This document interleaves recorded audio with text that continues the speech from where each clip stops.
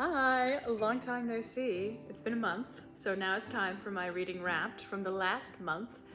So this is my February reading wrapped. Grab yourself a warm beverage or a cold beverage, depending on how the weather is wherever you are. Here it has been rainy, but it's been like rainy thunderstorms, which is the best way I think it can be rainy. It is getting to be a lot of rain. However, there's something nice about reading when there's like a raging storm outside. These are spoiler-free reviews. I'm just gonna go over I read 3 books in February. We're gonna get into them in a second. So yeah, hang tight. If you are interested in purchasing any of these books, the links are below. I have an affiliate link with bookshop.org, so if you buy through bookshop.org, which sponsors local bookstores and all that jazz, I get a little kickback, which would be nice. So, up to you though. I usually get my books from the library, full transparency. All right, let's get into these reviews. All right, the first book I read this month is one that you guys have probably seen everywhere. Everyone is talking about this book. This is The Alchemist by Paulo Coelho. I'm not sure. I know I'm saying it right. I looked up like 20 times how to say it. Paulo Coelho. This book, I've seen it I usually like to tell you guys what genre a book is that I'm reading. I've seen this book categorized in like 3 different genres. Even when I put it on my Fable, it was like under self-improvement. And I was like, I guess so. But that's not how I would I might put this in literary fiction, with like a lot of underlying themes of personal growth. So you could take it as like one big metaphor. You could take it a lot of ways. But I think I'm gonna say this is like a literary fiction read. I listened to it as an audiobook. I got it on Libby from my local library, as I often do. It did not take me very long to read it. I wanna say I listened to it for, I think it was a little less than a week, so maybe 5-6 days, just because I would listen to it a little bit every night before I went to bed. Because it's a very calming story. I gave it 4 stars, but now that I'm kind of looking back and thinking on it, I might up that, just because it's one of those books that sticks with you. And I feel like if you're still thinking about a book well after you read it, and you're still thinking about the lessons from that book, that might be a 5-star book, you know? So let me tell you a little bit about this. I won't spoil anything in any of these reviews, but let me tell you a little bit about this one. This is kind of a book about someone coming of age. It's like a personal journey. You don't need me to hold this. You know, it looks like I'll just put it here. It's a personal journey book. I don't know. There's a lot of life lessons of this young man that is learning as he is like going through a lot of stuff about like listening to your environment and what you believe, and you know yourself better than anyone, and trusting your instinct and your gut, and just all sorts of, I think, very important lessons like that. But the reason I liked it so much, not necessarily those lessons, because I feel like those are important lessons, but you can get those from a lot of places. What I loved about reading this book, especially listening to the audiobook, is it was very reminiscent of my childhood in ways of which, like, when I was a kid and I would spend the night at my grandma's house, she always had like books that she would read us before bed, like the Boxcar Children, or different like little books, like adventure books that she would read us before bed, and they always had some larger lesson happening. And this book felt like a book that my grandma would have picked out to read to my sister and I when we were spending the night at her house.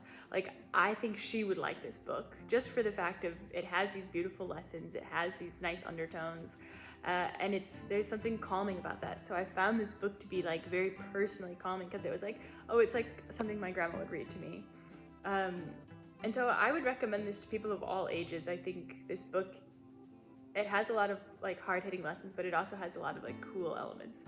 So like I could see myself reading this to kids I might babysit, or just enjoying this Like, I enjoyed it personally by myself, but I would absolutely read this to children. I just think it's a sweet book. And it's not like a short book, and there is some larger words. So if you were reading this to younger children, you might have to explain a couple of things, but it was wholesome and it was sweet, and I liked that about it a lot. And it was not hard to read, and I think it looks a little intimidating, especially when you see it categorized as like personal growth, because in my brain, when I see something labeled as personal growth, I'm like, oh my God, this is gonna be a bore. I'm sorry, but I just don't like reading those books. They take forever, and I can't get behind them because I don't feel like I'm imagining a world. But because this is like set in this really beautiful world, this guy is traveling out of Spain and into northern Africa. Like, you're kind of on this journey with him as he's growing, and it's, I don't know, the lessons are kind of on the back burner while the story is on the front, but you're still absorbing the whole thing, and it's great. Read it if you want to. I liked it. I gave it 4 stars, but I'm thinking about giving it 5 because I keep thinking about it. So read it. There's aggressive book reviews today. I don't know what my deal is. All right, let's get into the next one. The second book I read this month. Nobody is surprised to see me holding another Agatha Christie novel. If a month goes by where I don't read one, it might have been a bad month for me. Like, honestly, she's my favorite author. I always am reading her books. I will reread her books. They make me happy, okay? I love them. This one was Sparkling Cyanide by Agatha Christie, which is not one I see reviews for very often. Because it's one of those, like, it's not a Hercule Poirot. It's not a Miss Marple. So it's not, like, one of the super popular ones. Surprisingly good for not one of the like super popular ones. Sometimes I'll read one of her like little one-off books and I'm like, all right, I love you, Agatha, but I'm gonna go read, and then there were none, like, which is my favorite one.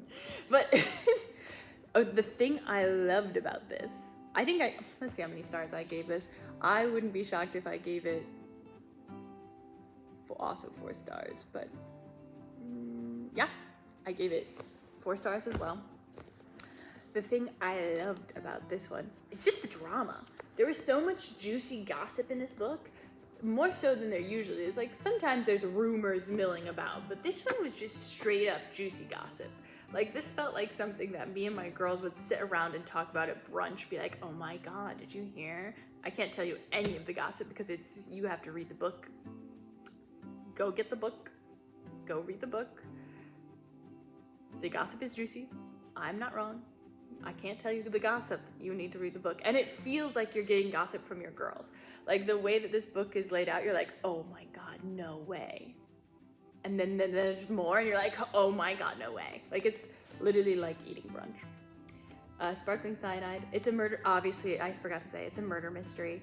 All Agatha Christie books are some level of mystery, usually with a murder. You can imagine with a name like Sparkling Cyanide and this cover how the murder occurs. So that's not really much of the mystery there, but it's about figuring out who done it. And I love a good who done it. And this was great. This is great because sometimes you get a lull in the whodunits where you're like, all right, I get it. This is enough. You've got all these clues. Start piecing things together. But this one was so good because the clues were like, oh, that's so drama. That's so, oh my God. Like, and it could have been they did like so many, it could have been anyone for a good chunk of time, which I love. Agatha Christie's great at this. She knows what she's doing. She knew what she was doing. And she succeeded. I loved it. 4 stars. Highly recommend. The third book I read last month. This has been on my shelf forever and I have never picked it up. This is If You Could See the Sun by Anne Leong. Oh my God. I freaking loved this book. I thought that this book was going to be like, I knew it was going to be like a light read. I was kind of saving it. If you watched my TBR list of where I'm trying to go through all the books that I already own before purchasing any new books. This has been on my shelf for a while, like a long time. I think I got this when I was still in undergrad in college. So it's been there for a minute. And I thought it was going to be I don't know what I thought it was gonna be. I just didn't ever pick it up to read it. I would grab other things first. I don't know why. This is fiction. There's a bit of a magic to it, so I don't know how I wouldn't necessarily say fantasy, but it's like academic fiction. How do they say it? What do they call it? Do they even, I guess, what do you say, lit fic? I don't know, I'm not the best at classifying things. There's magic, sort of, but I think it's literary fiction. You know what? I'll call it that. Or speculative, they call that speculative fiction. This one's more speculative fiction.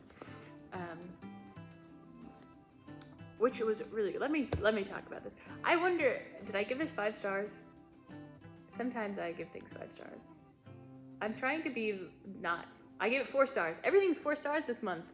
I was about to say, I try not to like hand out 5 stars. That's my goal for the year, is to not like hand out 5 stars at every book I read, because I tend to do that.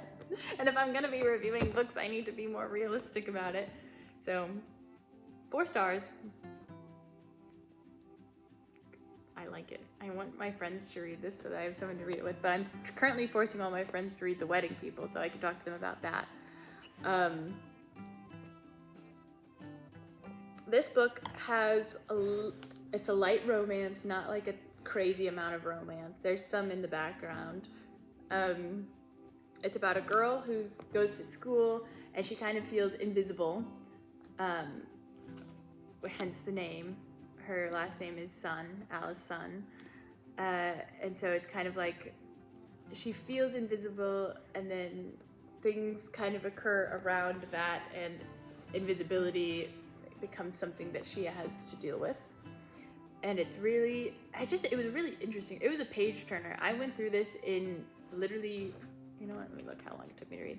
Not that many days. I feel like I couldn't set it down. Yeah, I read this in 2 days. It's, what is this, 300 pages, 400 pages?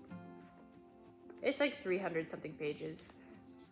Easy read, page turner. So there's a lot of action, and I feel like with a book that has a lot of action, you're constantly like picking it up to read it. I was reading this like while I was on the exercise bike. I was reading this while I was doing other things. I was like, I can't set this down right now. I need to know what happens next.